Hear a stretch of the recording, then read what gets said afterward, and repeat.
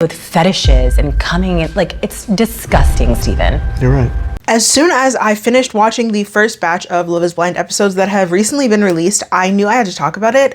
And for all of the wrong reasons, honestly. So for those of you who are new to Love is Blind, it's basically a reality TV dating show that launched on Netflix during the pandemic. It's supposed to prove, I guess, quote unquote, that love is blind. They don't see each other or meet each other in person before getting engaged. And then they have about, usually I think it's about a month to decide if they're gonna get married or not.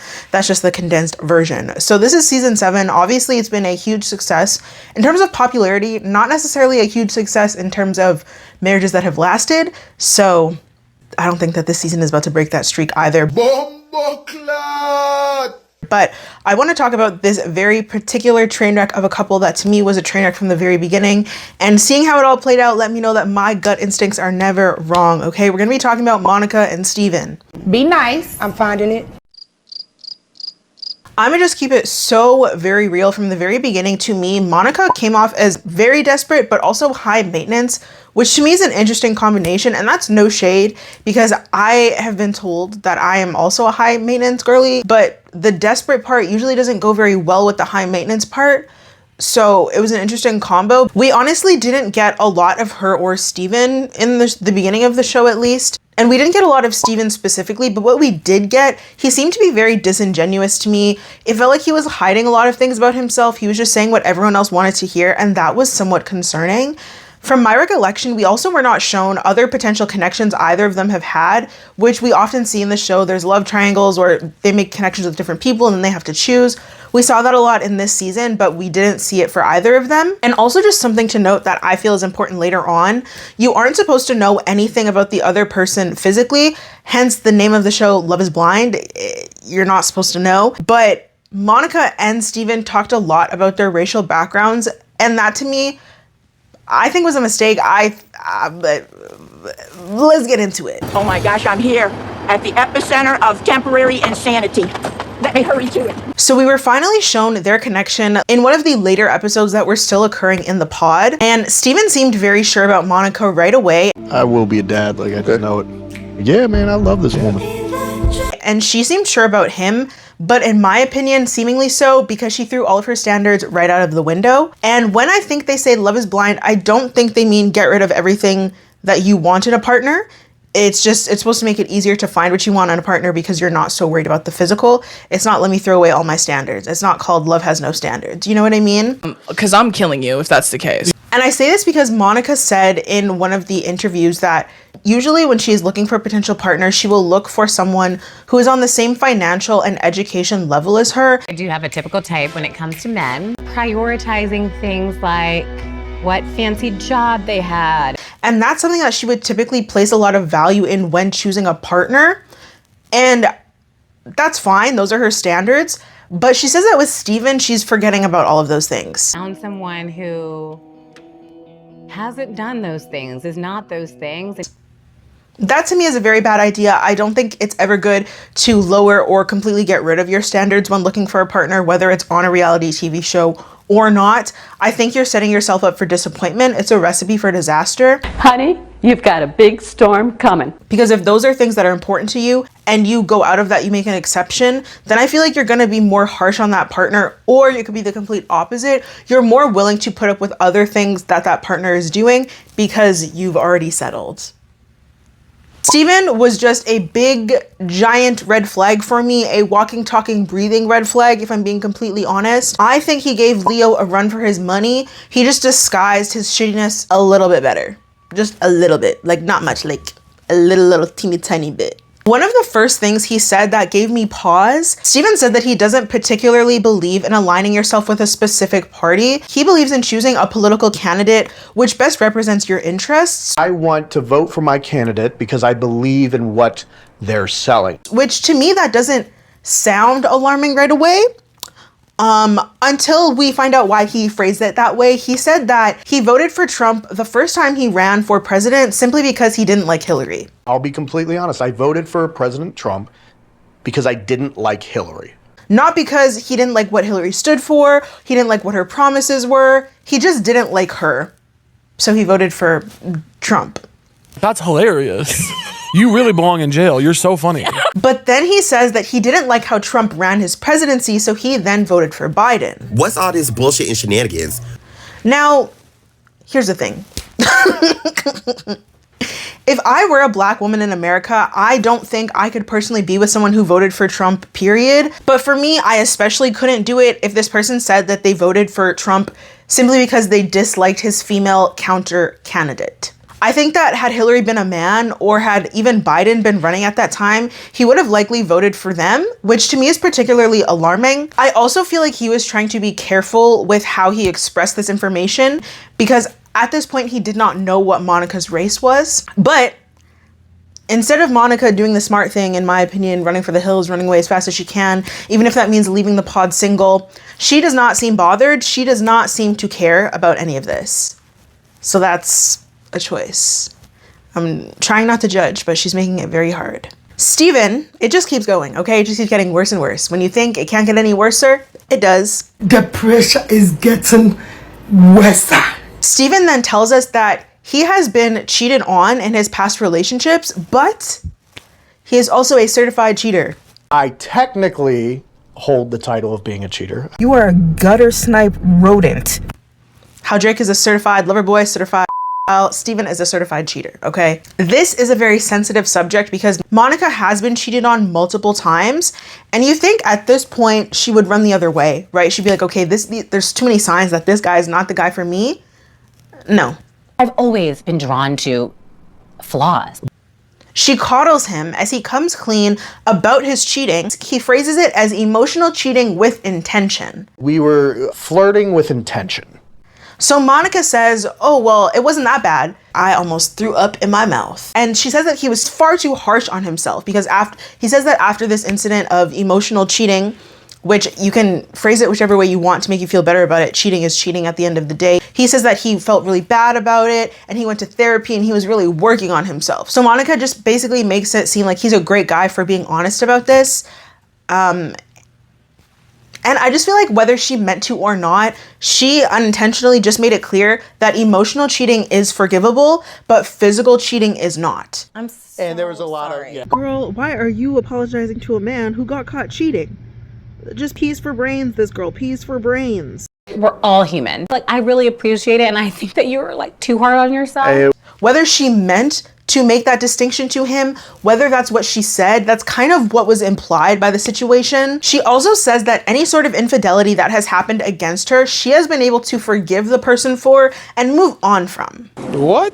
I feel like this combination of things was not good to say to a man who openly admits to cheating.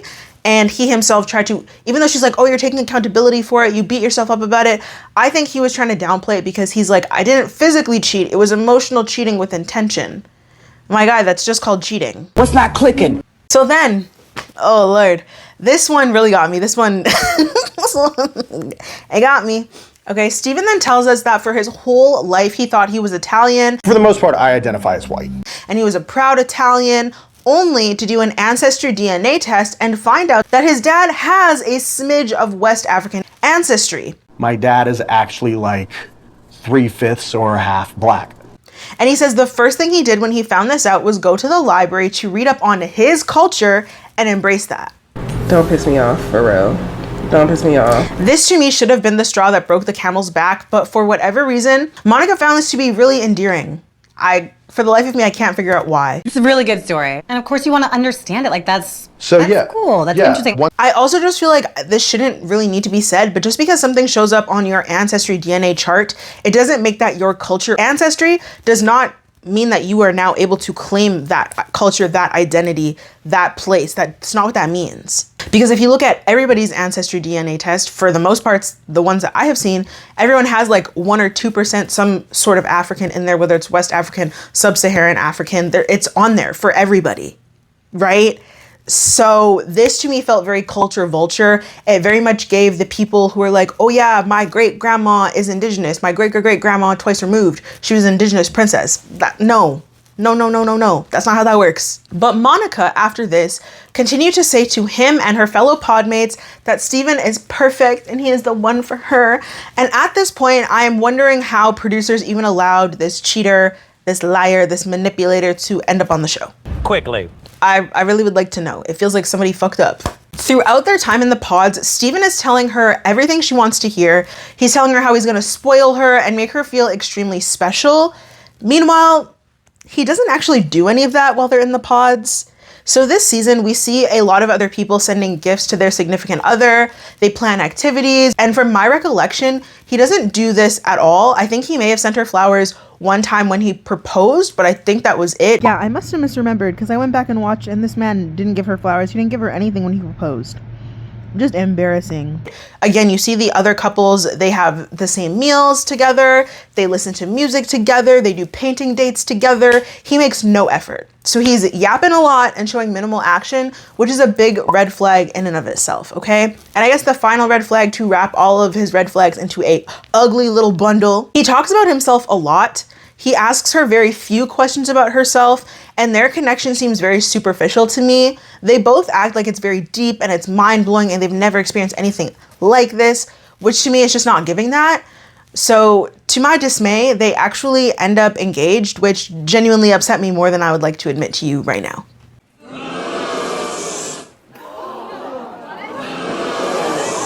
So after they get engaged and they meet each other face to face, all of the couples then go on some honeymoon of sorts, which I don't know what to call it because it's not really a honeymoon because honeymoons usually happen after you're married. But anyways, once they begin their honeymoon of sorts in Cabo, Steven continues to act very, very weird. And Monica actually gets annoyed with him very quickly. I think it's really easy to pretend to be someone you're not when you're in the pods because you're only spending a couple of hours with this person at a time and it's not face to face, right? Like there's a big wall in between the two of you. So I'd imagine it's extremely easy to pretend to be someone you're not, but maybe we'll just ask Steven about that if we get the chance. Girl, the shade of it all. So throughout this trip, Steven talks a lot about nothing. He talks just for the sake of talking. And it's very hard for Monica to get a word in edgewise, which seems to be what's frustrating her the most. Literally cannot get a word in. But like, Jesus Christ, we have to share the space. Like he truly just rambles and talks in a very cyclical way that would have me frustrated so bad, I can't even explain it to you.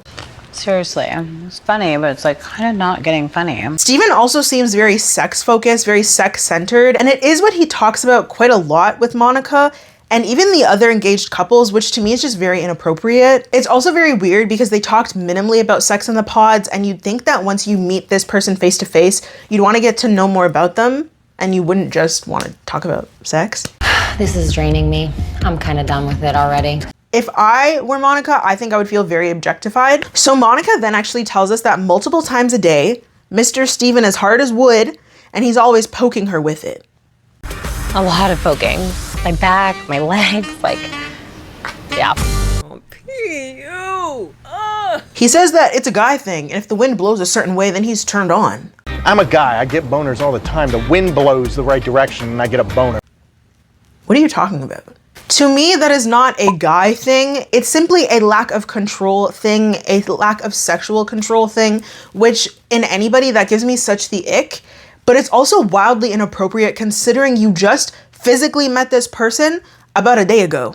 And I also feel like Monica kept trying to communicate that she doesn't really like that without making him feel bad or completely shutting him down because she's trying her best to not ruin things.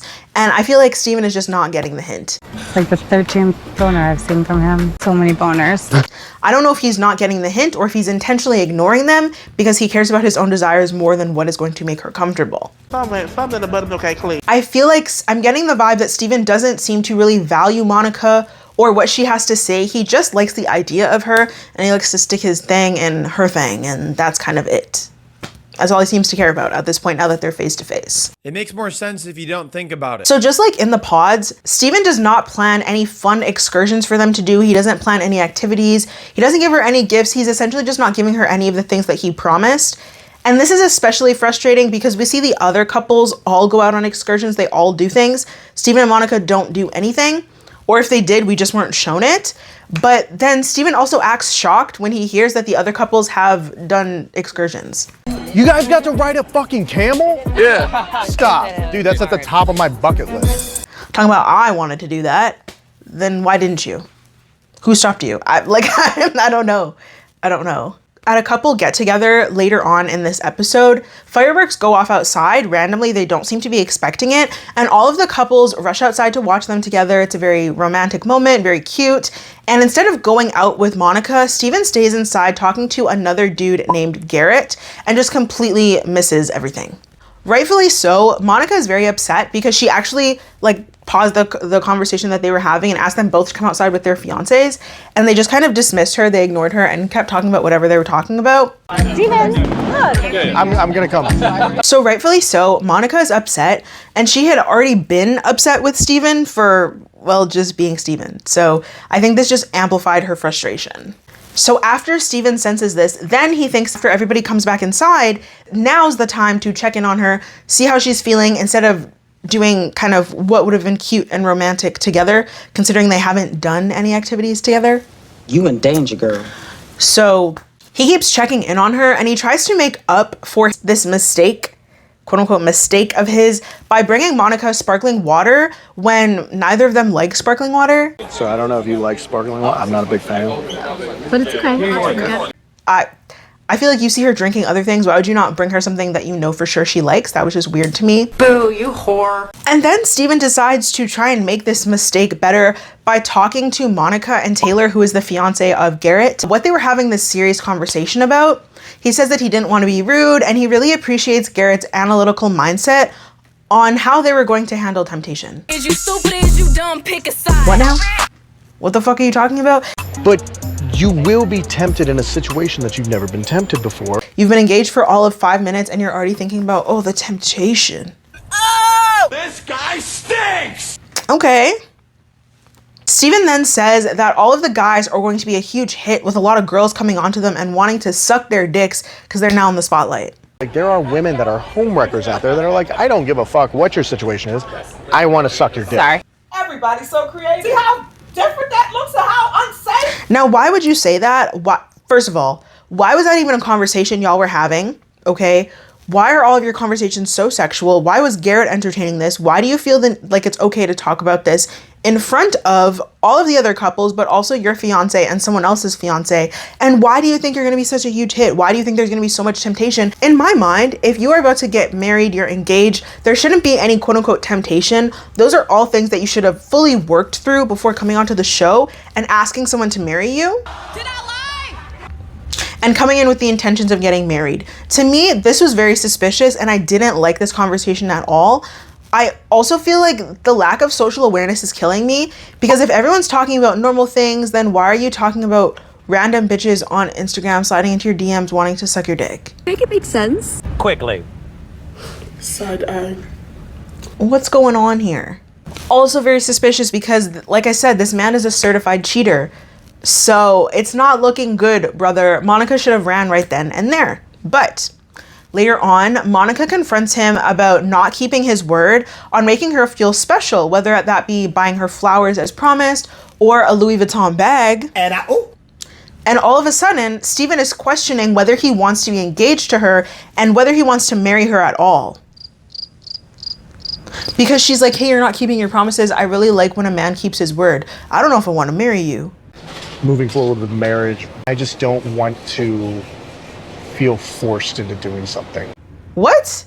He also pushes back on the idea of spending money on her, which to me is a huge red flag. Like when she's like, oh yeah, flowers. He's like, maybe not. Maybe not. I don't really like that, especially because he knows she's a high maintenance girly.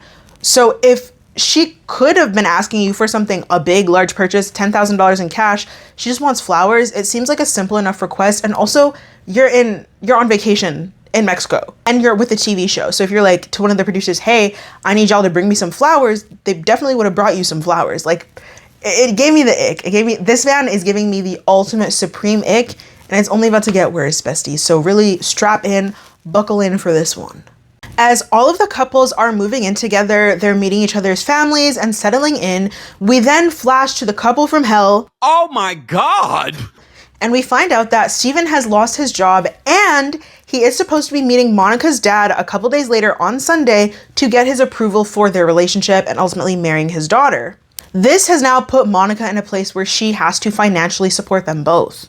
She's quite understanding of this, which is surprising, and she reassures him that it's fine as long as he gets to looking for a job, because he previously told her that the longest time he had ever been unemployed was about a week, so she's not really thinking about this too much. She tells him he just needs to find another job soon. Monica then even goes as far as joking about being Steven's sugar mama.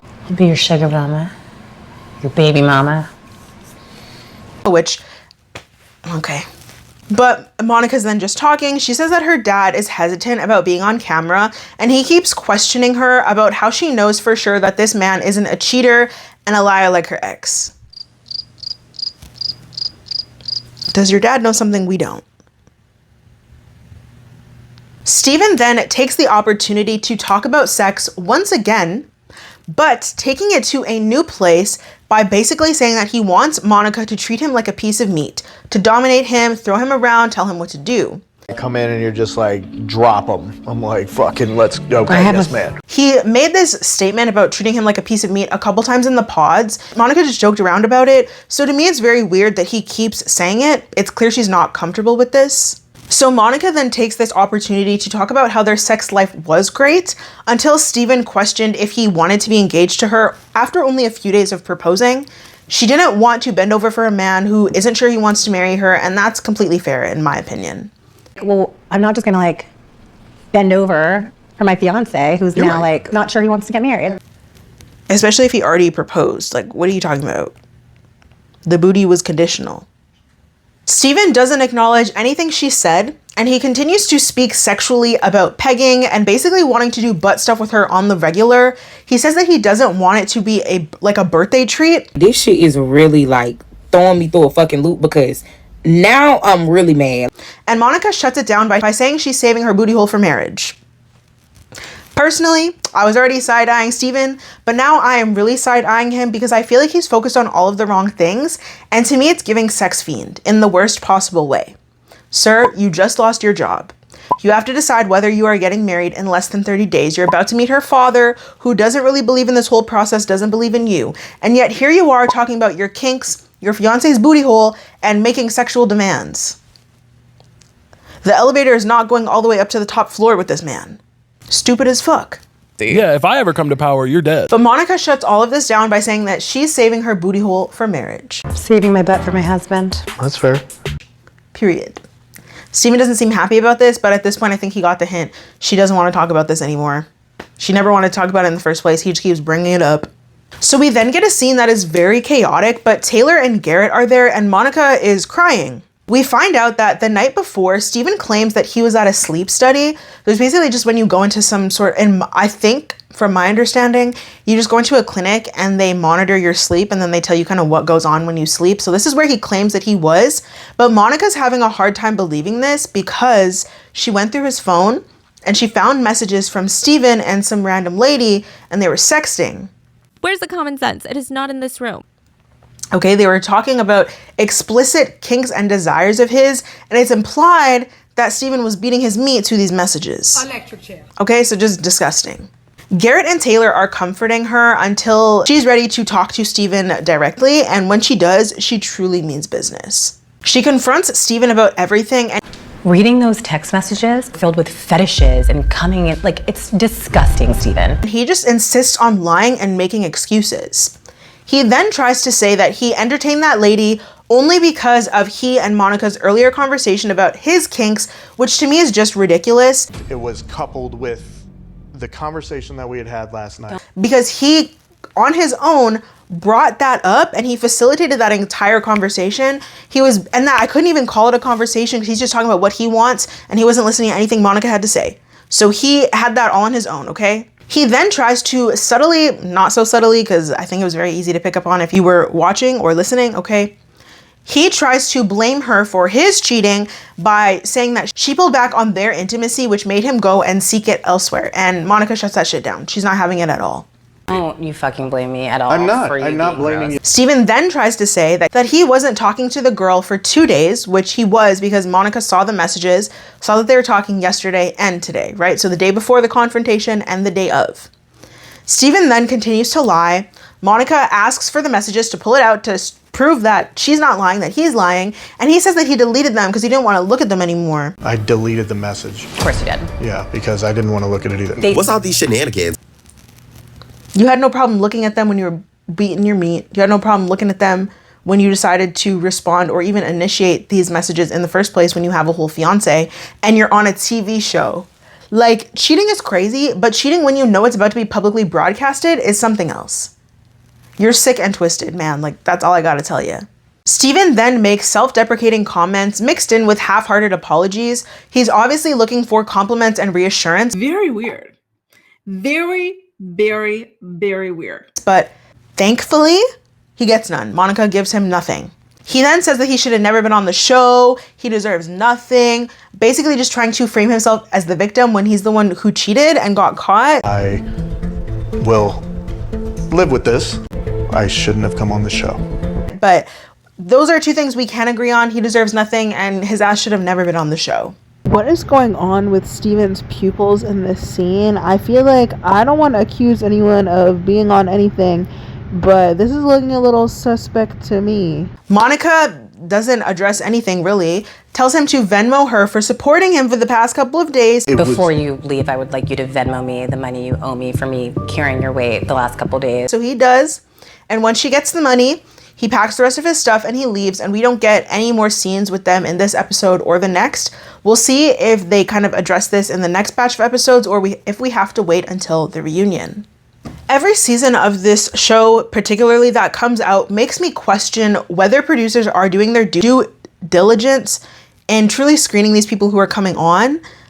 Because I don't think Steven should have ever made it onto the show, to be completely honest with you. The fact that as soon as he committed, he's like, well, I don't know if I actually want to get married. Then why are you here? Don't play. Why are you here? I think that Monica needs to hold her standards. I think that when she dates in the future, she needs to continue to hold those standards. Don't let anyone in if they don't meet them. And she also needs to be more receptive to red flags, not be so open-minded. Because I think this man told you explicitly from the very beginning that he has poor morals. He's a man of poor character. So it's not shocking that he did this to me. I think it's just shocking that he did it so soon. Like, immediately after y'all get back from your honeymoon, from your vacation, you cheat? Trash. That's definitely something. That's definitely something. Monica actually did an interview with Entertainment Weekly about this whole situation. So if you want me to go over that, then definitely let me know because I'd be happy to. I think Steven is a piece of shit and I think Monica deserves better. And I also think that she needs to do some reevaluating, okay? Do a little bit of soul searching, okay? Because how'd you end up with Steven in the first place? That's not to say that she's to blame for anything that happened to her. She's definitely the victim in all of this. Maybe, like, let's just look at the signs, okay? Steven is not a good man, and I think that there's a reason nobody else formed a connection with him, but Monica, who seemed very desperate, did, and accepted a lot of the things that are not acceptable. But that's all I got for you, besties. Make sure to subscribe, make sure to like the video, and hit that bell notification so you're aware of every single time that I upload. If you want to hear about more Love is Blind content season 7 from me, definitely let me know in the comments below. Comment a facepalm emoji for this train wreck that Love is Blind allowed to go on, okay? I'll see y'all in the next video, whenever that is.